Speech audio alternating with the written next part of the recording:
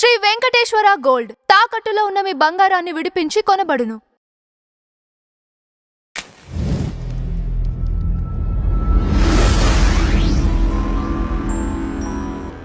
నమస్తే అమ్మ. నమస్తే అమ్మ, ఇప్పుడు పాస్టర్ ప్రవీణ్ గారు ఉన్నారు. సో ఆయనని హిందువులు చంపాల్సిన అవసరం ఉంది అంటారా? ఎంత మాత్రం లేదండి. ఇప్పుడు ఏ మతస్థుణ్ణి మరొక మతస్థులు ద్వేషించవలసిన, దూషించవలసిన, చంపవలసినంత అగత్యము, అవసరము లేదు. ముఖ్యంగా హిందువులకి పరమత సహనము ఎక్కువ.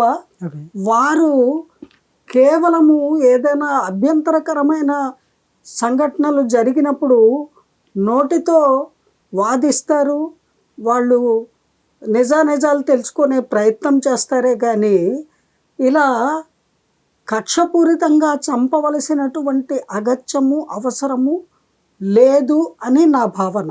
ఓకే, మరి బయట ఎందుకు ఆ విధంగా అది గిట్టనితనంతో, అనుమానాలతోటి కొందరు కొన్ని ఊహించుకొని రకరకాలుగా మాట్లాడతారు. నేను గతంలో కూడా ఓసారి చెప్పాను, ఎప్పుడూ కూడా అనేక మతాల కలయిక మన భారతదేశము.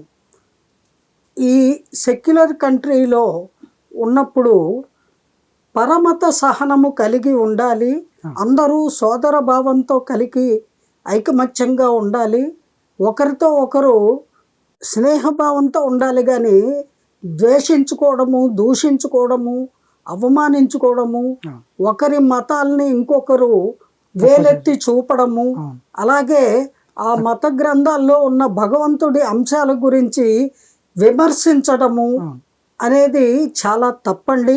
ఎందుకంటే అది తగదు ఎవరికి కూడా.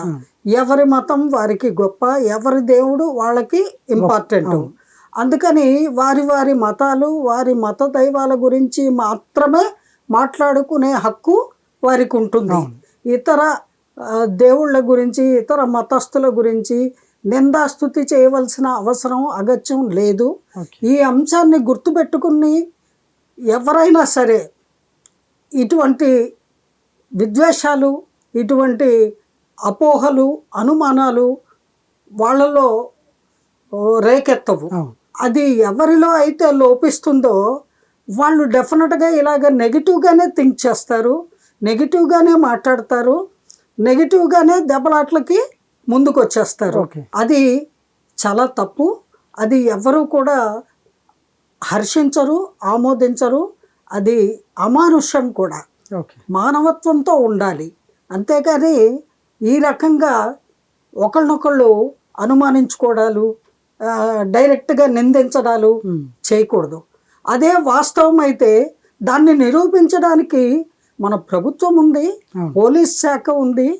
వారందరూ చేసేటువంటి పని వారు చేసి అటువంటిది ఏదైనా ఉంటే వాళ్ళు నిజాలు తెలుసుకొని వెల్లడి చేస్తారు కదా. మీరెవరండి నిందించడానికి? ఎవరికి కూడా ఎవరిని నిందించే హక్కు లేదు. అంచేత హిందువులకి అటువంటి అవసరము, అగత్యము ఎంత మాత్రము లేదు అని నా అభిప్రాయం.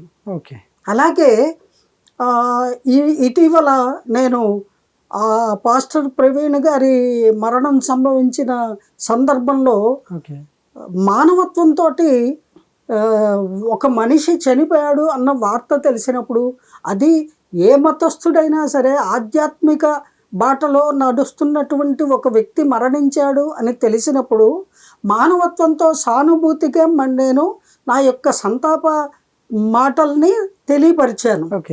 దానిని తప్పుగా వక్రీకరించి కొందరు నెగిటివ్గా తీసుకొని వేరే దురుద్దేశంతో నేను కించపరుస్తున్నట్టుగా కొంతమంది భావిస్తున్నారు. అది చాలా తప్పండి. నాలో అటువంటి భావం లేదు.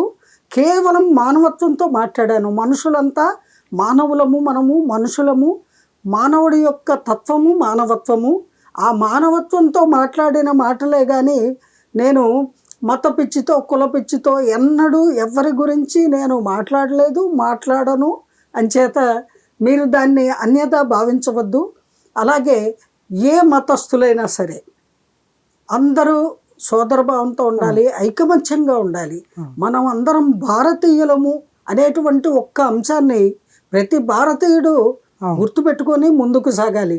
అంతేగాని ఇలాగా మత విద్వేషాలతోటి రగిలిపోతూ ఒకరినొకరు అనుమానించుకోవడం, అవమానించుకోవడము లేదా హింసించుకోవడము ఇది సరైన పద్ధతి కాదు అని నా అభిప్రాయం. అలాగే ఆ పడాల ప్రవీణ్ గారు అనే పాస్టర్ గారు ఎవరైతే ఉన్నారో అదే పగడాల, అసలు ఆ వ్యక్తి గురించి నాకు ఏ విధమైనటువంటి అవగాహన లేదండి. వారు ఒక ఆధ్యాత్మిక జీవనం క్రైస్తవ మతంలో జీవిస్తున్నటువంటి వ్యక్తి అంతే తెలుసు, అంతకు మించి వారి గురించి నాకు తెలీదు. అలాగే వారు హిందూ మత గ్రంథాలు వాటి గురించి అందులో ఉన్న దేవుళ్ళ గురించి ఆయన విమర్శించారు. చాలా తెలిసి తెలియని మాటలు అనేకం మాట్లాడారు అని కొందరు చెప్తున్నారు. అసలు ఆ ప్రసక్తే నాకు తెలీదు. నేను రోజు మొత్తం మీద 10 నుంచి 15 గంటలు మెడిటేషన్లో గడిపే వ్యక్తిని. బాహ్య ప్రపంచంలో మానవులందరూ ఐకమత్యంగా ఉండాలని కోరుకునేటువంటి వ్యక్తిని. నేను ఒక్క ముక్కలో చెప్పాలంటే మానవత్వవాదిని అని చెప్పుకోవాలి. మానవత్వంతో ఉండాలి మనుషులందరూ అని కోరుకునేటువంటి మనస్తత్వం నాది.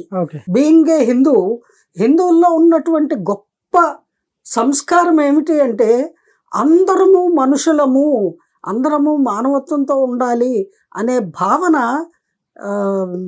ఉందండి. దాన్ని ప్రతి ఒక్క వ్యక్తి కూడా గుర్తించాలి అని నేను వినయపూర్వకంగా విజ్ఞప్తి చేస్తున్నాను.